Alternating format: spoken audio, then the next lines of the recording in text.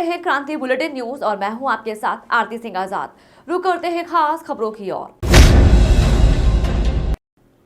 प्रदेश के कृषि एवं कृषक कल्याण मंत्री गणेश जोशी ने सोमवार को देहरादून के सेलाकुई स्थित ग्रोथ सेंटर में उत्तराखंड रेशम फेडरेशन के प्रथम उच्च तकनीकी युक्त इलेक्ट्रॉनिक जैकार्ड पावरलूम इकाई का उद्घाटन किया। इस अवसर पर मंत्री जोशी ने इलेक्ट्रॉनिक जैकार्ड युक्त पावरलूम और रीलिंग यूनिट का निरीक्षण किया और उस उद्योग से जुड़े कार्मिकों से विस्तार में जानकारी ली।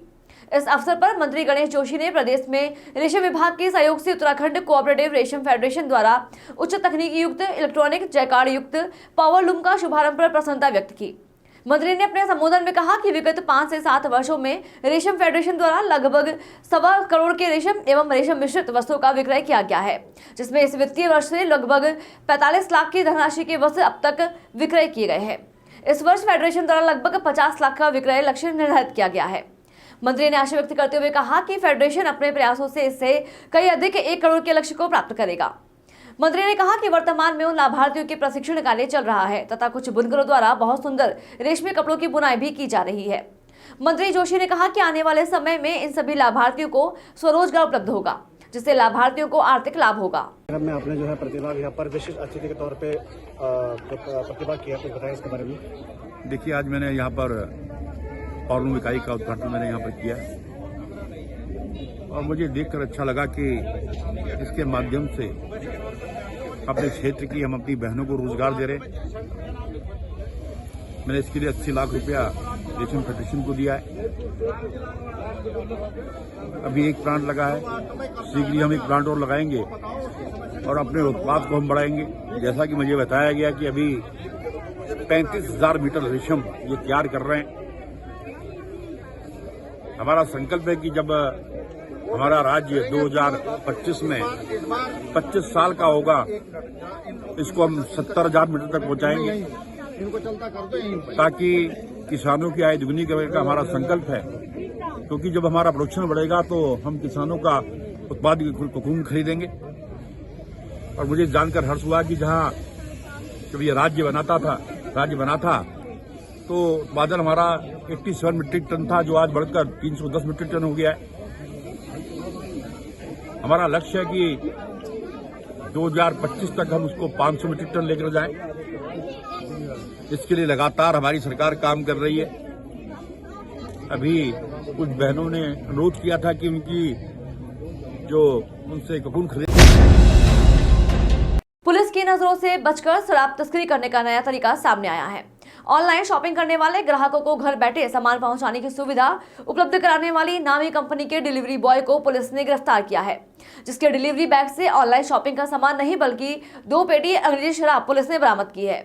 पूछताछ में आरोपी ने अपना नाम बालेश्वर निवासी गोपालगंज बिहार बताया है। रानी पोखरी थानाध्यक्ष शिशुपाल सिंह राणा ने बताया कि उनके तेज तर्रार सब इंस्पेक्टर रघुवीर कपूरवान की सूझबूझ से शराब तस्करों को गिरफ्तार करने में सफलता हासिल की गई है। आरोपी के खिलाफ फिलहाल मुकदमा दर्ज कर लिया गया है। पूछताछ के बाद आरोपी को न्यायालय में पेश करने के लिए भेजा जाएगा। आरोपी के आपराधिक इतिहास की जानकारी भी पुलिस जुटा रही है।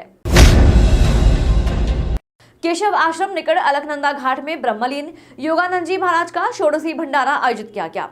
स्वामी योगानंद जी महाराज को श्रद्धांजलि अर्पित करते हुए जूना अखाड़े के पूर्व सचिव श्री महंत देवानंद गिरी जी महाराज ने कहा कि स्वामी योगानंद जी महाराज एक तपस्वी ज्ञान मूर्ति संत थे। उनके ज्ञान रूपी वर्षा में भक्तजन स्नान कर अपने जीवन को धन्य करते थे। इस अवसर पर स्वामी योगानंद जी महाराज के उत्तराधिकारी तथा उनके शिष्य श्री चिदानंद सरस्वती जी ने कहा कि हमारे परम पूज्य गुरुदेव योगानंद जी महाराज ज्ञान का एक विशाल सूर्य थे, एक महान तपस्वी संत थे। हम सब उनके शिष्य भक्तजन उनके ज्ञान की वर्षा में गोते लगाकर अपने जीवन को धन्य करते थे। इस अवसर पर स्वामी चिन्मयानंद जी सरस्वती उर्फ गीता देवी ने परम पूज्य गुरुदेव योगानंद जी महाराज को अपने श्रद्धा सुमन अर्पित करते हुए कहा कि महाराज जी ने संपूर्ण भक्तजनों को सत्य पथ पर चलना सिखाया। उन्होंने हमें ज्ञान देकर हमारे जीवन को धन्य बनाया।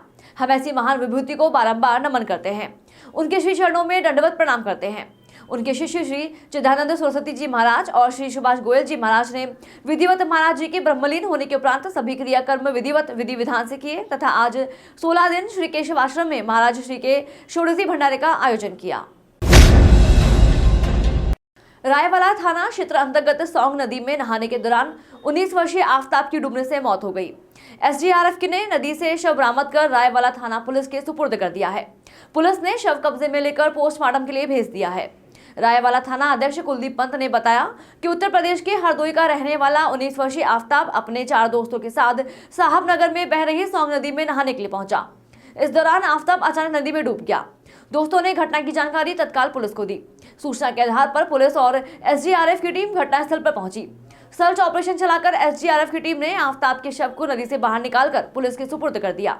थाना अध्यक्ष ने बताया कि पुलिस ने शव पंचनामा भरने के बाद पोस्टमार्टम के लिए एम्स में भेज दिया है। घटना की जानकारी के बाद आफ्ताब के परिजन भी रायवाला पहुंच चुके हैं। पोस्टमार्टम के बाद शव परिजनों के हवाले कर दिया जाएगा। एसडीआरएफ के निरीक्षक कविंद्र सजवार ने बताया कि आफ्ताब लाल टप्पड़ स्थित एक फैक्ट्री में नौकरी करता था। फिलहाल इतना ही। खबरों का सिलसिला लगातार जारी है। बने रहें क्रांति बुलेटिन न्यूज के साथ। नमस्कार।